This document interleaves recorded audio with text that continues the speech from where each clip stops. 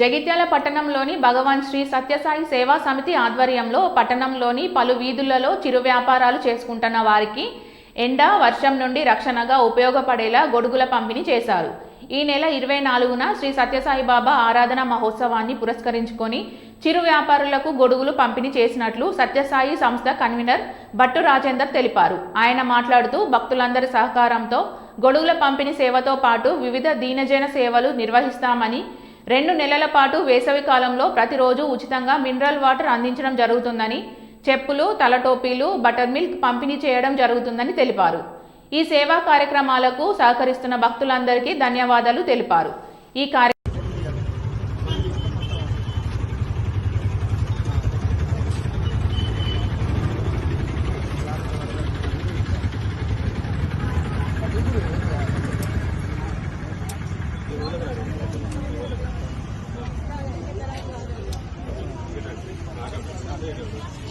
భగవాన్ శ్రీ సత్యసాయి సేవా సమితి ఆధ్వర్యంలో స్వామివారి యొక్క ఆరాధన మహోత్సవాన్ని పురస్కరించుకొని ఈ నెల ఏప్రిల్ 24వ తారీఖు నాడు భగవాన్ శ్రీ సత్యసాయి బాబా వారి యొక్క ఆరాధన మహోత్సవాన్ని పురస్కరించుకొని శ్రీ సత్యసాయి సేవా సమితి జగిత్యాల ఆధ్వర్యంలో ఈరోజు చిరు సేవ పుష్పాన్ని భగవాన్ యొక్క పాదాల వద్ద ఉంచడం జరిగింది.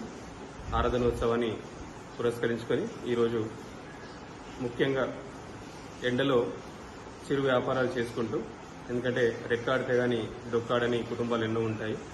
సో ఇంత మండే ఎండలో కూడా వారి యొక్క వ్యాపారాన్ని కొనసాగించుకొని వాళ్ళ జీవనోపాధిని ఎంచుకున్నటువంటి కొంతమంది వ్యాపారులకి వారికి కొంత ఉపశమనాన్ని కలిగించడం కోసం అని చెప్పేసి, వారికి కొంత సహాయంగా ఉండాలని చెప్పేసి సత్యసాయి సేవా సమితి పక్షాన ఈరోజు పెద్ద గొడుగులని, క్యానోపీ అంబ్రెల్లాస్ లేదా గార్డెన్ అంబ్రెల్లాస్ అంటాం, అలాంటి పెద్ద గొడుగులని, అలాగే చిన్న గొడుగులను కూడా వారందరికీ వాళ్ళ వీధులలో వెళ్లి ఎక్కడెక్కడ అవసరమైతే ఉందో ఆ చిరు వ్యాపారులందరికీ కూడా సత్యసాయి సేవా సమితి పక్షాన వారికి ఉచితంగా పంపిణీ చేయడం జరిగింది.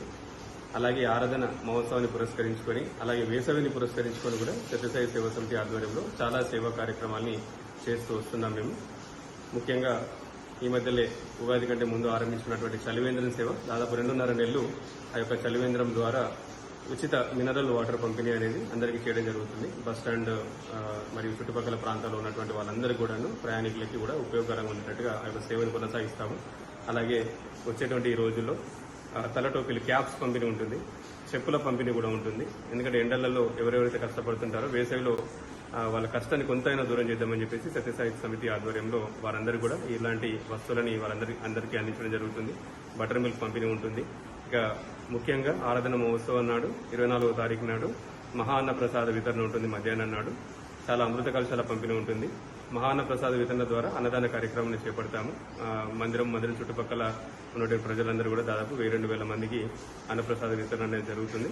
ఇంకా సాయంత్రం కూడా వివిధ కార్యక్రమాలు మరియు సేవా కార్యక్రమాలు, ఆధ్యాత్మిక భజన కార్యక్రమాలు అన్ని కూడా ఆ రోజు చేసుకోవడం జరుగుతుంది.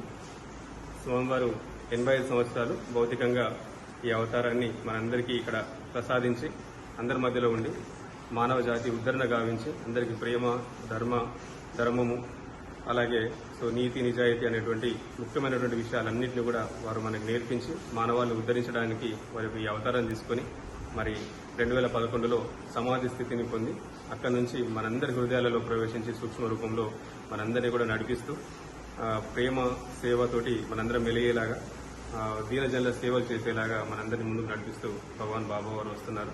స్వామివారి యొక్క అనుగ్రహ ఆశీస్సులు అందరం కూడా పొందాలని చెప్పేసి ఈరోజు సహకరించినటువంటి ప్రతి ఒక్క భక్తులకి, అలాగే రాబోయే సేవలలో అందరూ కూడా భాగస్వామ్యం కావాలని ఐకమత్యంగా ఇలాగే సత్యసాయి భగవాన్ యొక్క అనుగ్రహ ఆశీస్సులతోటి సేవలన్నీ సలుపుకుంటూ సహకారం అందిస్తున్నటువంటి ప్రతి ఒక్కరు కూడా ధన్యవాదాలు తెలియజేస్తూ